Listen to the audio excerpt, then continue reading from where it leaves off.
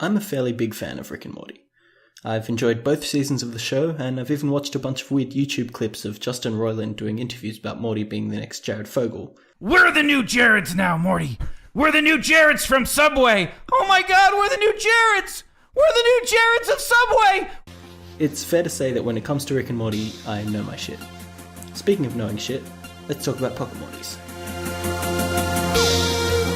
Pocket Mortys is a mobile game for both iOS and Android devices. It was developed by Adult Swim Games and was released just a couple of days ago. The gameplay for Pocket Mortys is pretty simple. It's a Pokemon clone where you play as Rick, collecting a number of different themed Mortys to battle against each other. Your portal gun has been stolen by the Council of Ricks, and to get it back you have to prove yourself by collecting badges and defeating the Council in battle. You collect these badges by playing through procedurally generated pocket dimensions. Each dimension has a Rick, similar to a gym leader in Pokemon, and by defeating the Rick of that dimension you earn yourself a badge. Earn enough badges and you can challenge your next council member. The game also features some other Pokemon-esque features such as shops, healing centers, and a daycare. That 30-second summary basically contains the entire game as you dive into new but very repetitive dimensions to earn more badges and train your Mortys. While the dimensions are randomly generated, they all boil down to basically the same formula. Fight some trainers, find some items, and beat the Rick. After playing through a number of dimensions, you really see that the game is just going to repeat itself over and over until you beat it. There are new things to uncover if you're willing, such as crafting more complicated items, doing some bizarre side quests, and catching the 82 different Mortys, but at its core it's a pretty repetitive game. Speaking of repetitive, the battle system for the game is where you'll spend most of your time. It's incredibly simple, with different Mortys having either rock, paper, or scissors type, and similarly typed attacks. Like Pokemon, if you use an attack that a Morty is weak against, it'll do additional damage.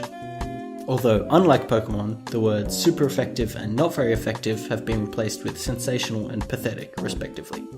The problem with this battle system is that the type of each Morty seems to be completely arbitrary. When you're choosing whether to swap in for a different Morty or not, you basically have to guess the type of your opponent's Morty. This discourages actual strategic play, and means that you generally just try and brute force your way through with 1 to 2 higher level Mortys. In addition, Mortys seem to only possess reskinned versions of the same attacks.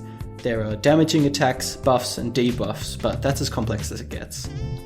The buffs and debuffs also seem to affect the stats so little that it's not even worth using them at all. Since we're being pretty hard on this free game, let's talk about some of its positives. It's a licensed game, and while it's not fully voice acted, some of the trademark Rick and Morty humour is there.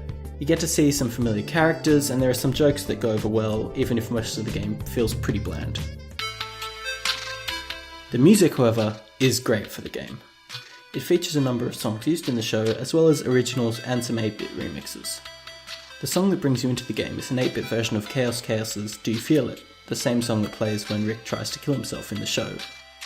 Since this is a free game, we'd better touch on the microtransactions. You can earn blips and chits coupons by playing through the game, or alternatively by paying through the game. These coupons can be redeemed for items as well as getting a free Morty. The Morty that you get from the coupon is always incredibly overpowered, so it does feel like if you're willing to pay money you can just kind of coast through the game. They offer the option to buy 40 coupons, which is really strange because if you actually bought that many coupons you'd have such strong Mortys you could just, beat any trainer you come across. Having said that, it doesn't ever prompt you to pay for tickets, they're completely optional, and you do kind of have a chance to earn them fairly regularly by exploring and picking up items, or by beating the Rick of the dimension. Overall, Pocket Mortys is a pretty mediocre game, but it's well worth the $0 entry point. If you're a fan in the series, you'll get some joy out of it, but don't expect to play it for more than a day or two. Only the most die-hard collectors will have anything to gain past that point.